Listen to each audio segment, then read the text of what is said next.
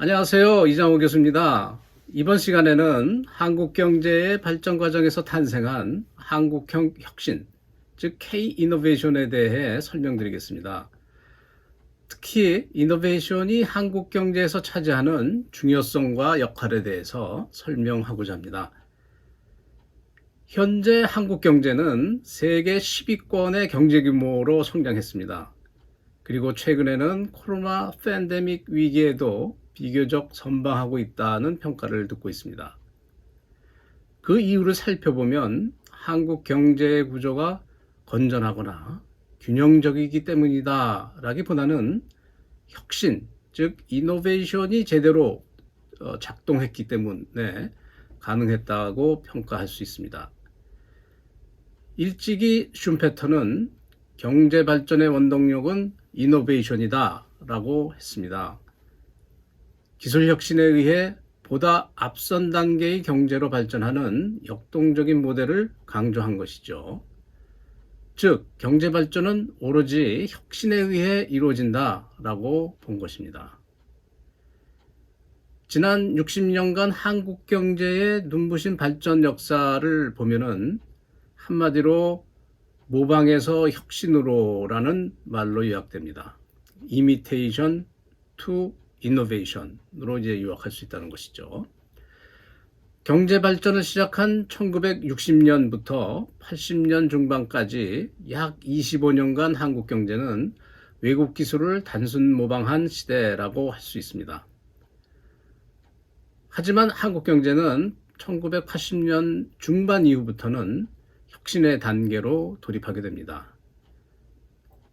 이 단계의 대표적 사건으로는 1983년 이병철 회장의 도쿄선언, 즉 반도체 진출 선언이 대표적인 예라고 할 수 있겠습니다.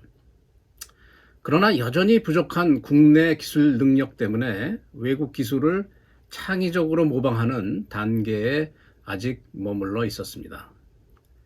그러나 1990년대 중반부터는 세계적 기술을 독자 개발하는 신지식 창조라는 본격적인 혁신 단계에 돌입하게 됩니다. 저는 이 단계에서의 혁신을 K-이노베이션으로 정의하고자 합니다.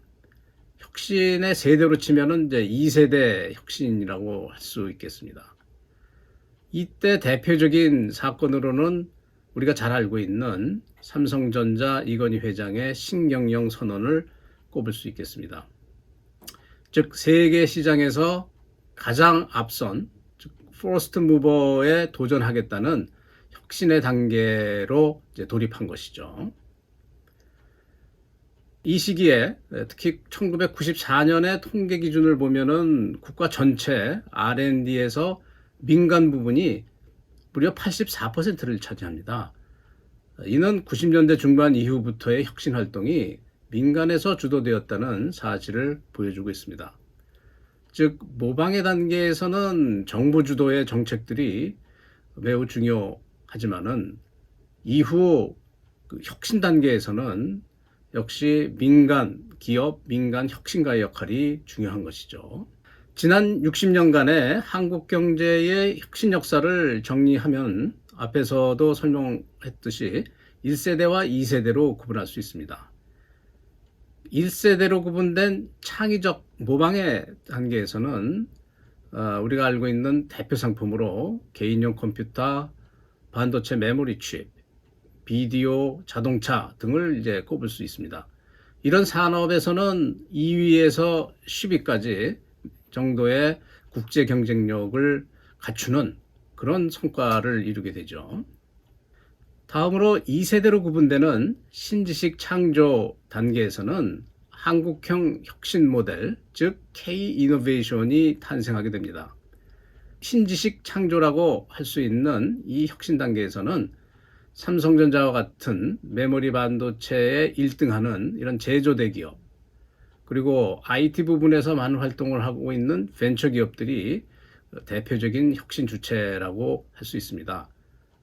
그리고 이와 함께 우리가 또 꼽아야 될 것은 그 소프트 파워를 대변하는 문화 콘텐츠 기업이 또 다른 혁신 주체로 등장합니다. 문화 기업의 예를 들면 대표적으로 우리는 이 소프트 혁신을 대표하고 있는 K-팝 산업을 들 수 있겠습니다. K-팝 산업은 우리가 현재 잘 알고 있듯이 세계적으로 성공을 거두면서 국가 브랜드 이미지를 크게 높이고 있습니다. 이런 소프트 파워의 문화 콘텐츠 기업들이 제3의 혁신 주체가 되고 있다는 것은 우리가 잘 인식하지 못하고 있지 않나 생각합니다. 소프트 파워의 한류 열풍에 힘입어 문화 콘텐츠 산업은 제조 부분의 가전 산업을 누르고 2018년에는 드디어 우리나라 수출 주력 품목 13위에 등극하게 됩니다. 창조 산업이면서 서비스 산업에 속한 이 문화 콘텐츠 산업이 드디어 이제 우리나라 수출 주력 품목으로 떠오른 것이죠. 이제 세계는 코로나 이전과 이후로 나뉘게 됩니다. 코로나 이후인 포스트 코로나 시대에 지속 성장을 하기 위해서는 국민, 기업, 그리고 사회 모두가 혁신 주체로 거듭나야 합니다. 우리는 현재 비교적 탄탄한 제조 혁신 대기업과 IT 벤처 기업이 있습니다. 그리고 여기에 한국을 조용한 문화 초강대국으로 만들어주고 있는 문화 기업이 자리 잡고 있습니다.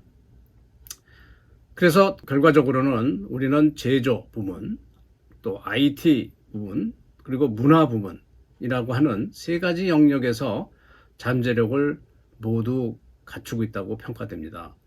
이는 전 세계적으로도 몇 안 되는 그런 사례가 아닌가 생각합니다. 포스트 코로나 시대에 세계 경제를 지속적으로 주도하기 위해서는 우리가 가진 잠재력과 역량을 잘 발휘해야 할 것으로 생각합니다. 물론 이를 위해서는 혁신 기업과 혁신가들, 즉 민간 주체들이 자유롭고 활발하게 뛰게 하는 것이 가장 중요하다고 생각합니다. 지금까지 한국 경제의 혁신 역사와 K-이노베이션의 탄생에 대해서 설명했습니다. 경청해 주셔서 감사합니다.